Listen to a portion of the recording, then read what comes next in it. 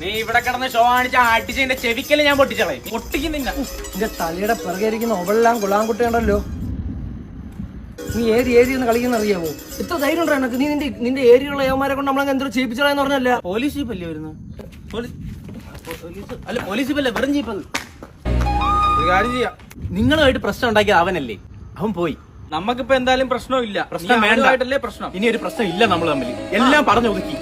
KCBയുടെ Bolero ആയിരുന്നു പേടിച്ച്. എന്താ അടിക്കണോ? നിന്റെ ഇക്കാമാരെ വിളിച്ചോണ്ട് പോവാ. ഇന്ന് തന്നെ വിളിച്ചോണ്ട് പോവാ. പണ്ടത്തോലെ ഓടാനുള്ള കഴിവൊന്നും ഇല്ല. അശ്രല്ല, അവിടുന്ന് പോലീസ് വരുന്നുണ്ട് കേട്ടാ.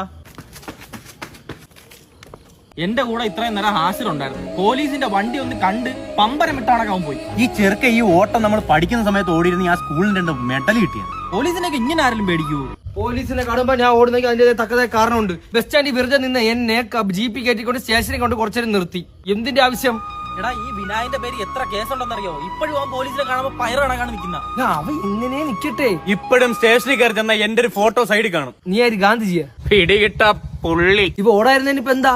റൗണ്ടിൽ ഇരുന്ന മുഖം ഇടിച്ച് പരത്തി വെച്ചില്ലേ പോലീസ്? ഓടാത്തോണ്ടാ. ബൊലേറോക്കാർ എവിടെ കണ്ടാലും എന്റെ ജീവൻ പോവും. എനിക്കറിയില്ല ഇതെന്ത്. നിർത്തി, ഇനി ഓടത്തില്ല. പോലീസ് എക്സസൈസ് വരുന്ന വലിയൊരു പോലീസ്. ഓടി ഓടി.